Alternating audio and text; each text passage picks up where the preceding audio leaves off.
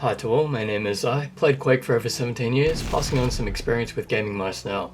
Special thanks to Cougar for sending me this 450M. It's an ambidextrous mouse with buttons on both sides. This is actually a mouse type that I've been asked about a lot lately, so let's get into some dimensions.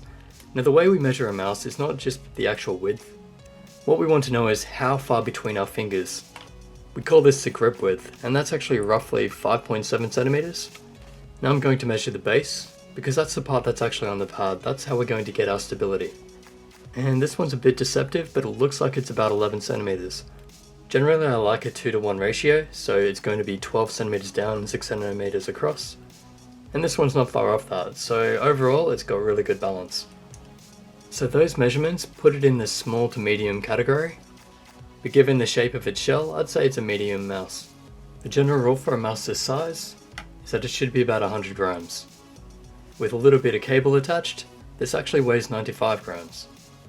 There are no options to add extra weights, but the majority of players that I've spoken to have preferred a mouse under 100 grams, so that's a good weight. Now this being a safe shape means it hasn't got any weird edges, there's no special grooves or anything. They've just added a bit of an upward slant, and that just helps you grip it a bit better. If they shaped it so it was a downward slant, the mouse would actually slip out of your fingers every time you were picking it up. So having the overhanging edge just a little bit is really good for grip. So while it is a safe shape, where I struggle is having the buttons on both sides. See, I find that I don't really have a place to put my ring finger, as I always happen to click these buttons on the side here. That's no fault of the mouse, that's actually just me. So if you have the same problem, it might be better to check out the 550M by Cougar. But for the people looking for the ambidextrous design, it's a very comfortable and easy to grip shape. It's hard to get an accurate measurement for height, but it's about 3.5 centimeters tall, with the hump slightly toward the back. The hump determines which grip styles can be used, so for this I'd say that hands between 15 and 19 centimeters should be able to palm grip it quite easily. 17 to 20 centimeters should be able to claw it, and 17 to 21 should be able to fingertip. Now let's do some click testing. Left and right mouse buttons using Omron switches.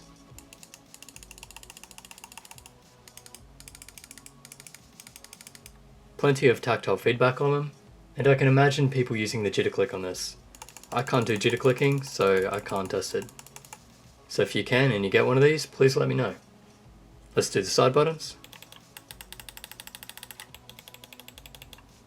Also tactile, feels like there's a bit more travel on mouse 4, but it's still quite good.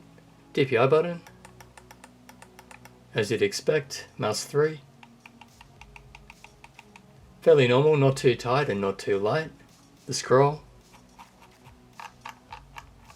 So as usual, for some reason, going down is really smooth, but like on other mice, as soon as you go up, it rattles. There must be something in the designs causing that because so many mice have it. The cable is a standard 1.8 meters, braided, not very flexible, so again I'd prefer we go back to the smooth rubber cables, but it's fine. And on cloth pads, the 3 mouse feet glide very easily. So this mouse is using a 3310 optical sensor, which is one of the top 3 mouse sensors in use right now. I don't actually need to go through any of the tests, because it's obvious the sensor performs beautifully. But for the sake of science, let's do this. So first of all, can it rocket jump?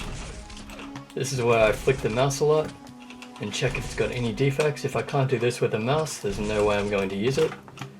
So lots of flicks, just making sure the accuracy is fine as well. If a mouse has acceleration or deceleration, this is usually a good way to find out as well.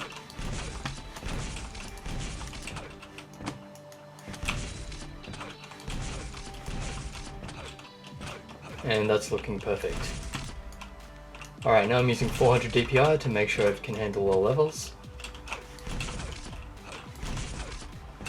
And it's a 3310 sensor, so of course it can. Let's just do some really fast swipes to make sure it doesn't spin out.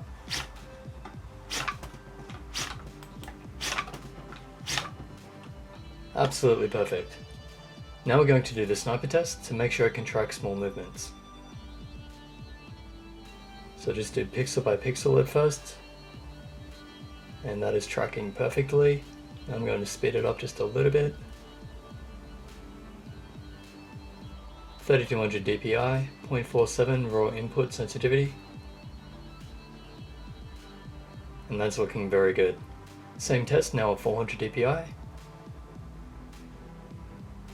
Obviously doesn't have the smoothness of 3200 dpi, but still a good performance.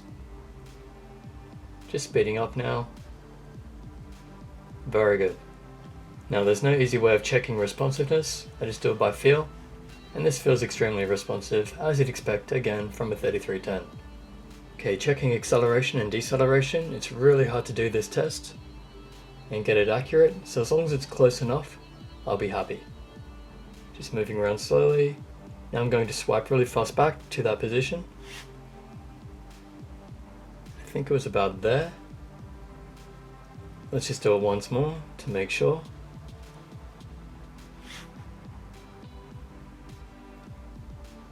And that's looking really good to me.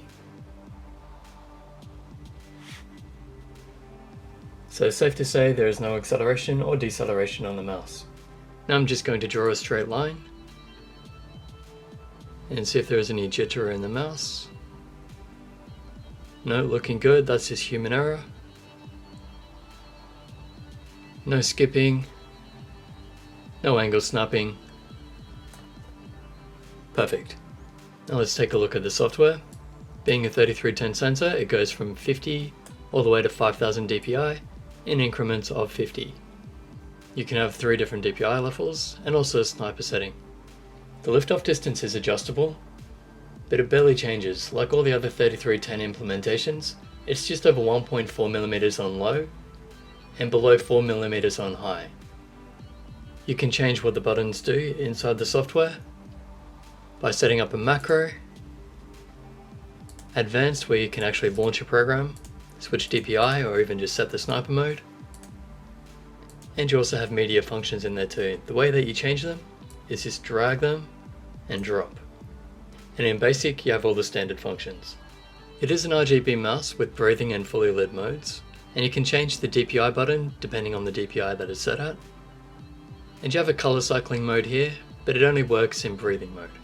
The color zones are one behind the scroll wheel and the logo, and the second one is the DPI button.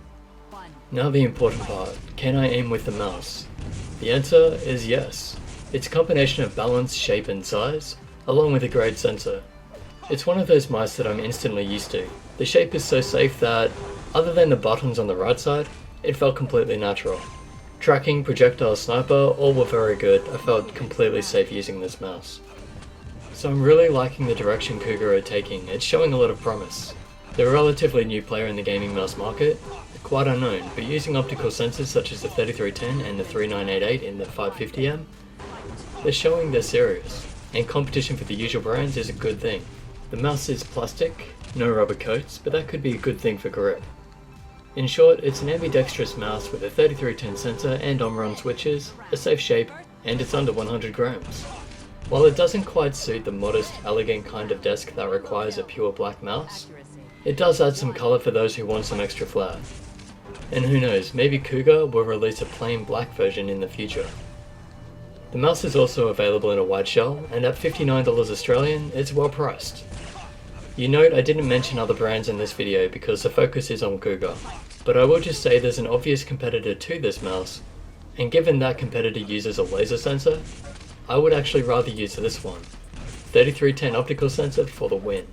Stay tuned for comparison reviews so you can better understand where this fits into the market. At the time of making this video, it's not available on Amazon, but I'll leave some links in the description when it is on there. Again, thank you to Cougar for sending me this mouse, and I look forward to testing more of their mice and keyboards in the future. Questions or comments, leave them below, subscribe if you haven't already, like and share this video, and I'll catch you in the next.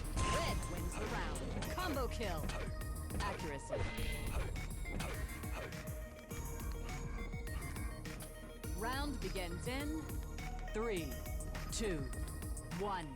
Fight!